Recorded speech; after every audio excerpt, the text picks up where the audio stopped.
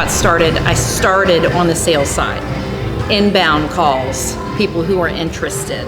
I earned a reputation for the longest calls ever. But I had the highest productivity.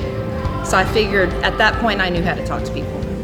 That's why I thought I'd be good at it. So 6.5 years so far. The biggest challenges I think for me were that I really didn't know what I was getting into. I only had a vague idea. And so for me, I feel more comfortable when I know what I'm doing and I didn't know what I was doing. So I had to be very trusting of here, go here, do this, go knock on this door. And I really wanted to say no because I really didn't want to. I mean, I went to the Villages in Florida. If anybody knows about the Villages, I drove up, that was my first appointments. I thought I was in the Twilight Zone. It was very uncomfortable. So I called from a home, got kicked out, got told to knock on a door, got yelled at.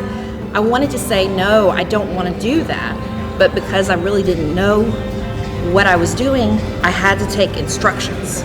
So I just followed the instructions. That's what helped get me through that kind of stuff. And I had to be willing because I much prefer to be in control, but it's better for me if I don't know something because then I can't mess it up. So going through the ATM, building your bond and rapport, going through the presentation, then not having any sales training at all. I mean, zero, no product knowledge, nothing. I just know, if you die, it pays. That's pretty simple, right? So calling from the home, once I get to the place where I knew, okay, now we're gonna need to come up with a solution. That's when I would call. And what was great is that my mentor was just, okay, ask this, this, and this. This is what you're gonna do. And it was pretty simple from that standpoint. Again, it's all about trust, right? I mean, if I'd have known, I might have questioned him because that's my nature. I'm gonna question people. So I didn't question him, I just did it.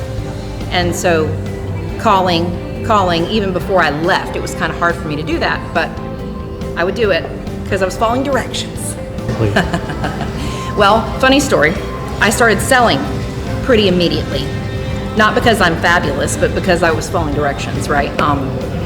But I didn't realize the other side of it, the back end, like you have to turn in the applications. And it would probably be a pretty good idea to turn them in and then, oh yeah, there's pending, and you have to do that in order to get paid. So I'm pretty sure it took me about a month to get paid on my first piece of business, like a month and a week. Finally, I called Mike and he was like, what is going on? Why haven't you been paid? What is the problem here? And he makes fun of me, of course, now about it, but it helps me to understand when people start. It's hard to understand this business if you've never done anything like this before. It's vast. There's a lot of details, and it's really confusing. So if you have somebody who's willing to hold your hand, that made all the difference for me. I just trusted them, and eventually I started getting paid. And once I got paid, Alex, I don't think I've never had a week where I haven't sold anything. I've never had a week where I haven't gotten paid. It's pretty crazy because I'm not a genius. I just like people, and I'm really great when you just give me a task, and I'll go do it. Don't make me think about an original task. Let's just be clear.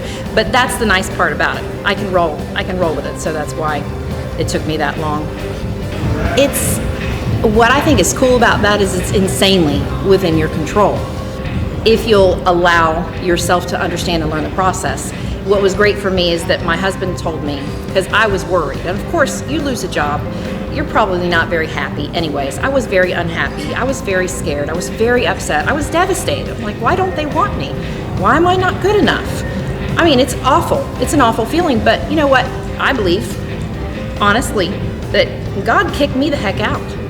I would never, working in claims, you see risk every day, so I'm very risk averse being taught that way. Just seeing other people fail and fall and get killed and get hurt, it's like, run from risk. I never would have done that. Ever. I got a big shove in the pants out of a job.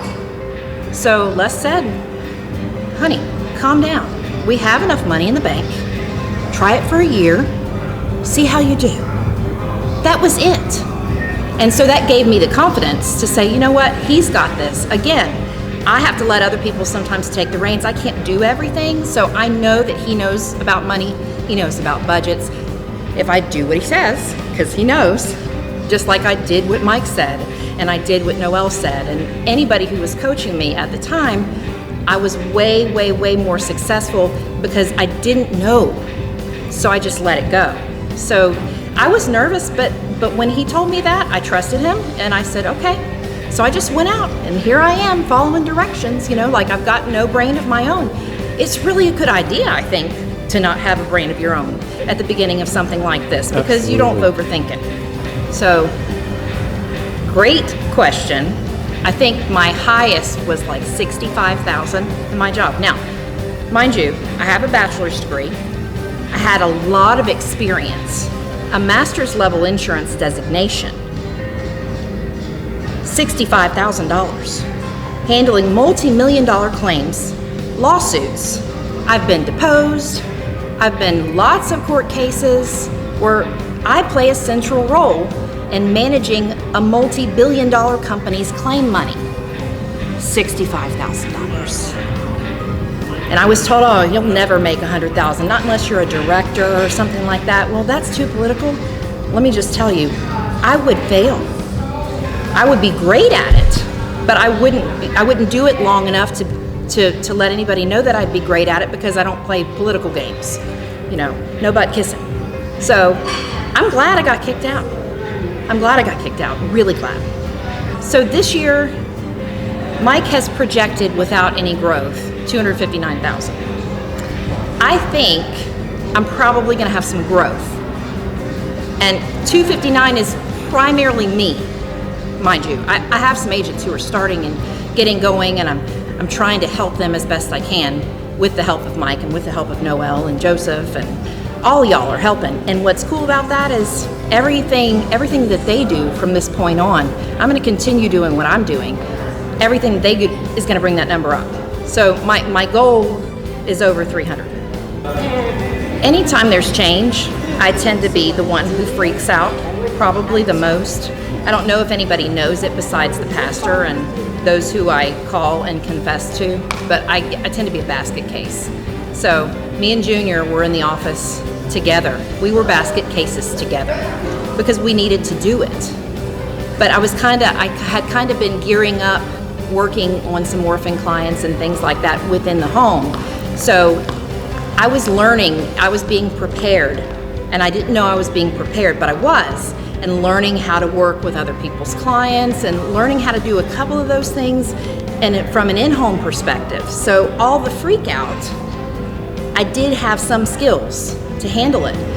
But the key, I think, for me was at the time I was freaking out, I was doing everything I could get my hands on. How do you do this? How do you do this? How do you do this? And sometimes I would employ some of those strategies. Sometimes I would try it my own way. But no matter what, I would just keep going and keep going and keep going. So I was putting forth a massive amount of effort, and I was also freaking out, but I was continuing to put a lot of effort forth. Yeah. So you're overcoming your fear by work, right? First thing I think is attitude.